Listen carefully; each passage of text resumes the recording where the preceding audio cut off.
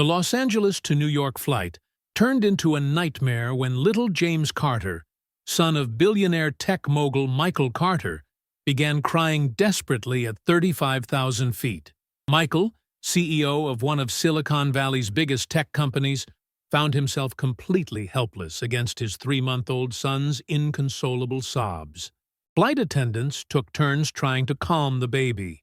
First-class passengers shot disapproving glances, and Michael sweated through his $5,000 suit, feeling like the world's worst father. After 2 hours of non-stop crying, when nothing seemed capable of stopping the little one's torment, a gentle voice rose from coach class. It was Sarah Johnson, a 28-year-old single mother with a 2-year-old daughter on her lap, traveling on an economy ticket she'd scraped together every penny to afford. She had no money, no husband, but she had something all of Michael's millions couldn't buy: maternal instinct born from desperation. What happened in the minutes that followed would change both their lives forever, proving that sometimes love isn't measured in dollars, but in gestures that cost everything and ask for nothing in return. Michael's private jet was grounded for maintenance, forcing the billionaire to fly commercial for the first time in years. Seated in first class with 3-month-old James, the 40-year-old tech mogul already felt completely out of his element. His wife Jennifer had died during childbirth from sudden complications, leaving him alone with a newborn who seemed to cry every time he held him. James had started crying before takeoff from LAX, and now, 30 minutes into the flight to JFK, his desperate wails filled the entire cabin. Michael had tried everything the nannies had taught him: the bottle, diaper changes, pacifiers, lullabies whispered with an uncertain voice. Nothing worked. The other first-class passengers' stares pierced through him, business executives like himself showing poorly concealed irritation and condescending pity. Flight attendants alternated in trying to help, but James rejected every attempt at comfort, as if sensing his father's insecurity and rejecting it along with him. Michael stood and began pacing the narrow aisle, awkwardly bouncing the baby. His face, always controlled in million-dollar meetings, now dripped with pure anxiety. It wasn't just James's sobs devastating him, but the terrifying realization that he couldn't give his own son what he needed. From coach class, Sarah Johnson watched the scene with a breaking heart. She'd recognized Michael from tech magazines, the young CEO who'd lost his wife during childbirth, but she saw only a desperate father struggling with pain beyond his expertise. Sarah was traveling with her 2-year-old daughter, Lily, who miraculously slept despite the chaos. They'd paid for those tickets with their last savings to reach New York, where she hoped to find work as a pediatric nurse after her husband had left them for his secretary. James's crying wasn't just noise. It was a primal scream of pain that every mother recognized instinctively. Sarah could see that Michael was trying everything mechanically, following instructions instead of listening to the baby. James was communicating something his father couldn't decode. After 2 hours of agony, when even the crew seemed to have lost hope, Sarah couldn't stay still any longer. She stood and approached the curtain separating the classes, politely stopped by a flight attendant who explained the access rules. Michael saw her through the partition and recognized something in her gaze he'd never seen in the expensive nannies he'd hired. Not pity, not judgment, but authentic understanding. Sarah met his eyes and said simply, "May I try?" She wasn't asking for money or favors. She was offering the only thing she truly possessed: the experience of a mother who'd spent sleepless nights decoding her daughter's cries, who'd learned to distinguish every nuance of need behind a child's tears. Michael looked at her for a long moment. The pride of a man used to controlling everything clashed with paternal love, pushing him to try anything. Desperation won, and he signaled the flight attendants to let her through.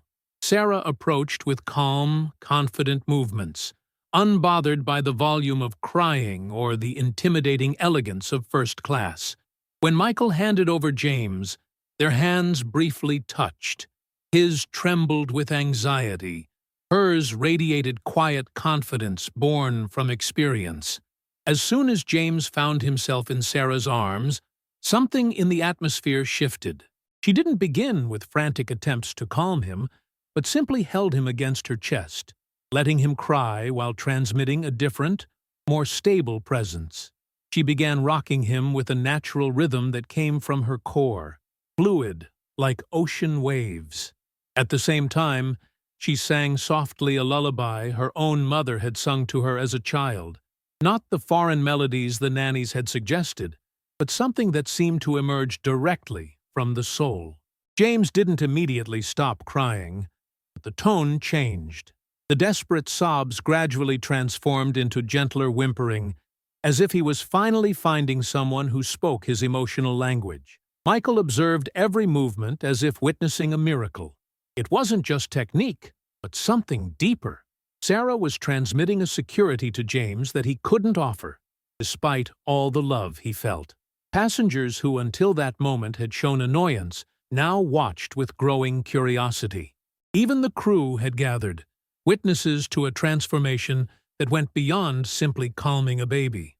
Slowly, very slowly, James stopped crying completely. His blue eyes fixed on Sarah with curiosity. His little hands that had been clenched for hours relaxed. A blessed silence finally enveloped the cabin. But Sarah didn't stop there. She continued rocking and singing as if knowing instinctively that James needed to feel completely safe before he could sleep. Michael understood that his wife Jennifer had possessed this same natural gift, and now he recognized it in a stranger who asked for nothing in return. James fell into deep sleep. His face relaxed for the first time in weeks. Michael looked at Sarah with gratitude beyond words, realizing this woman had done in 20 minutes what he'd failed to accomplish for months. The rest of the flight passed peacefully. Michael watched Sarah hold his son as if it were the most natural thing in the world, and for the first time since Jennifer's death, he felt less alone in the challenge of being a father. When the plane began its descent into JFK, Michael knew he couldn't simply thank this woman and let her disappear from their lives. James needed her, and perhaps so did he. The landing was the most peaceful Michael had ever experienced with James. The baby woke only when the plane touched ground, and instead of crying, he looked around with serene curiosity, as if seeing the world through new eyes. Sarah gently returned James to Michael, and this time the baby didn't protest. He seemed to recognize a different calm in his father, acquired from observing how she interacted with him. In JFK's arrivals area, Michael found himself in uncharted territory. He was used to negotiating million-dollar deals, but didn't know how to ask a stranger to revolutionize her life. He'd seen Sarah with her daughter Lily, a beautiful 2-year-old, who looked at James with sweet curiosity. Sarah had explained she was a pediatric nurse looking for work in New York, temporarily staying at a budget hotel with her last savings.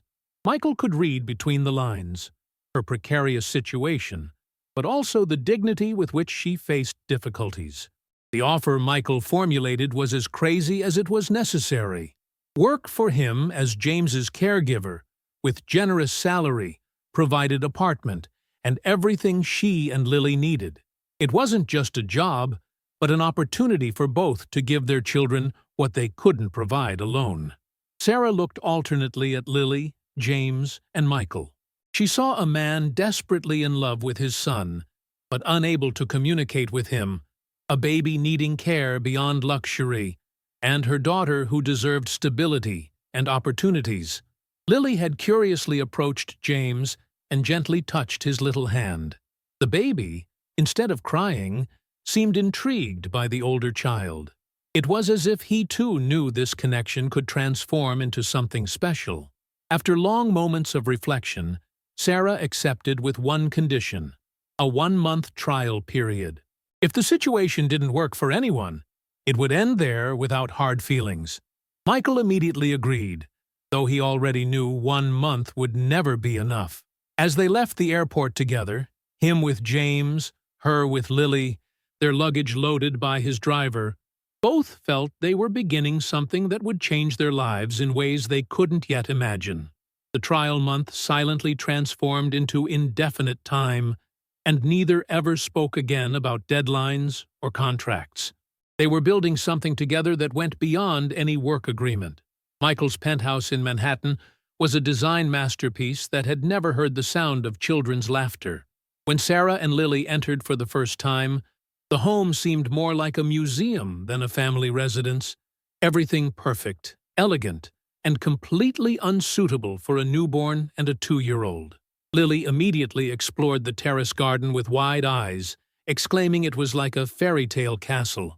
Sarah looked at each room with wonder mixed with anxiety, wondering how a girl raised in a small Kansas town could feel at home in a Manhattan penthouse.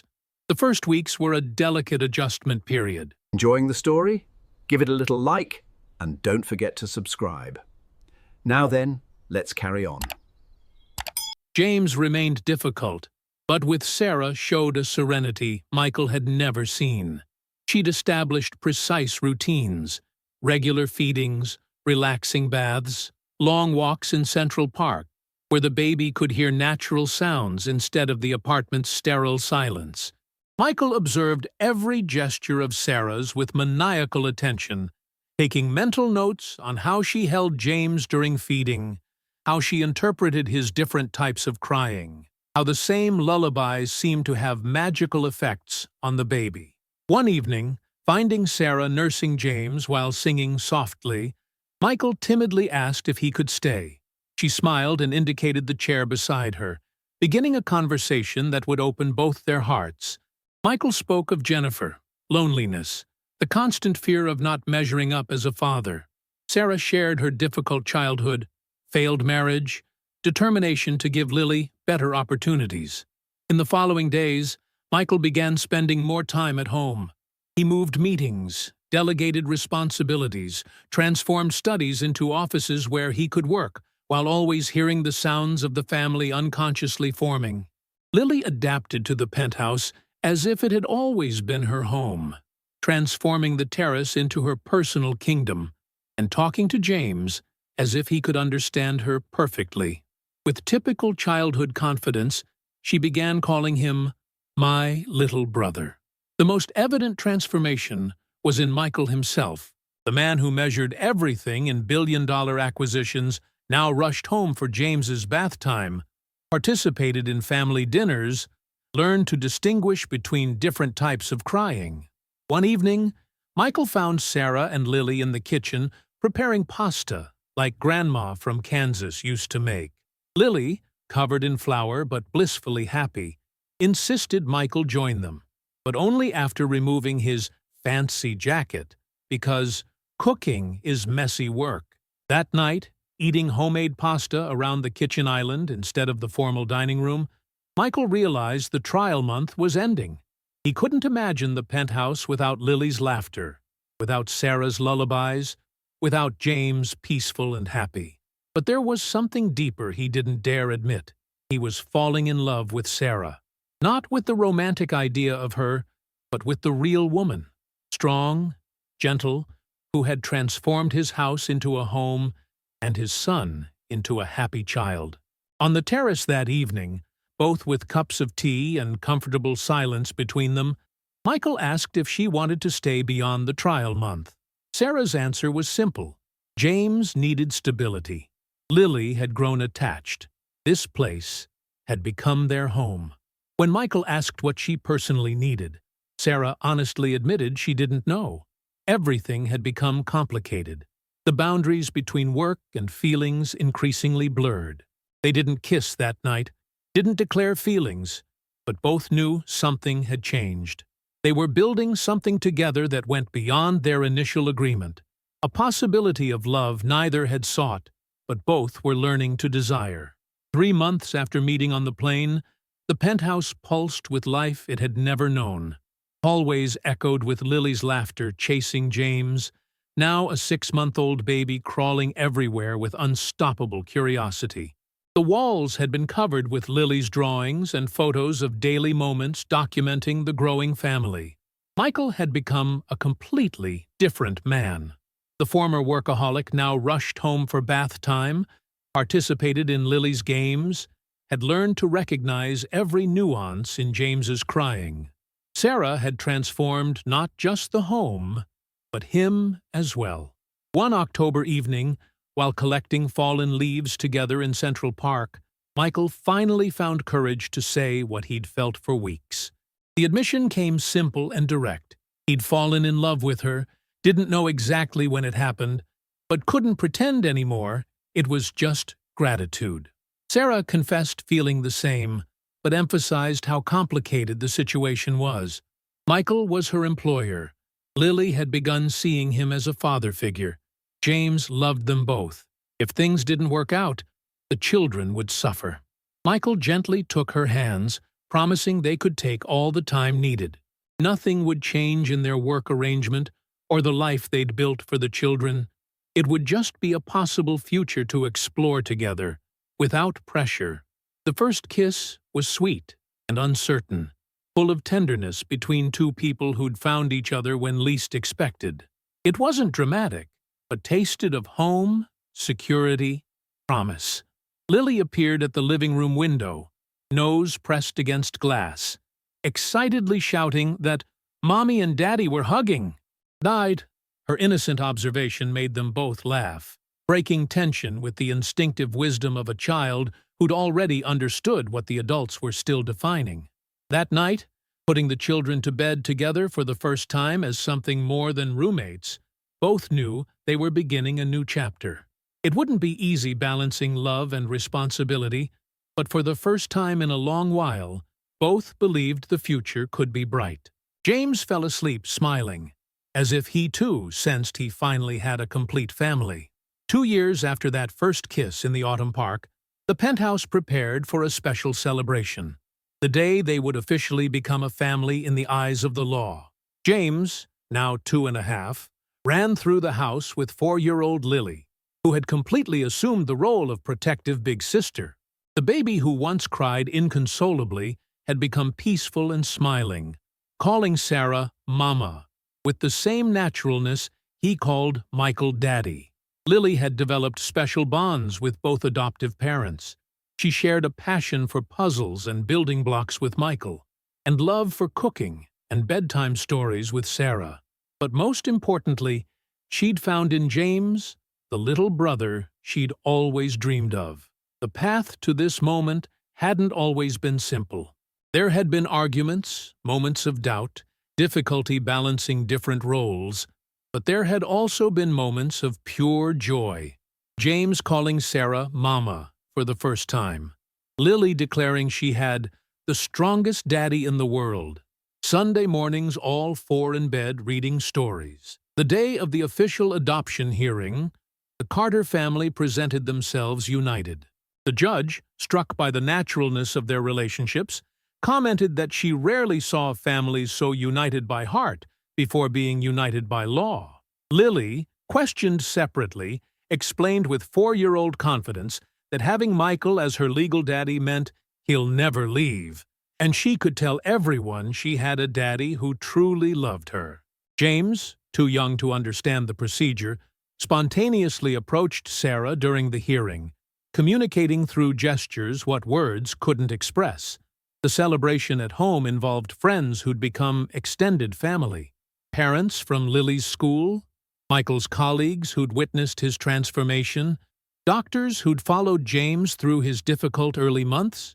But the most beautiful moment came that evening, when the children were asleep, and Michael and Sarah found themselves on the terrace where it all began.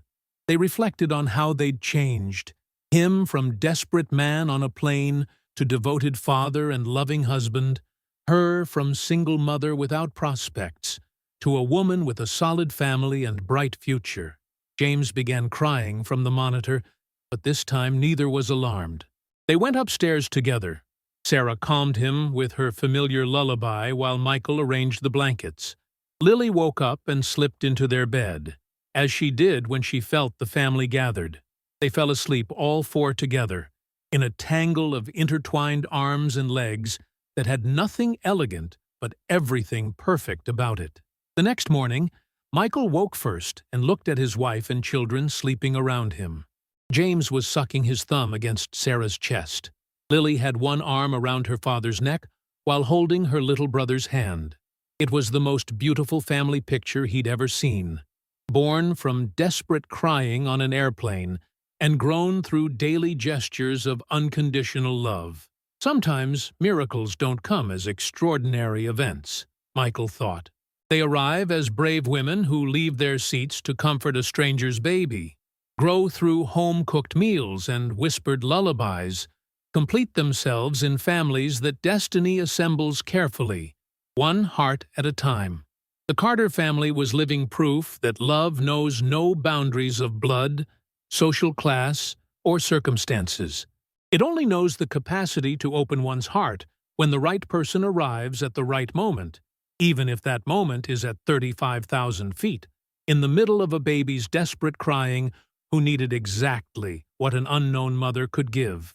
Like if you believe the most beautiful families are born from the heart, not blood. Comment sharing the moment that moved you most.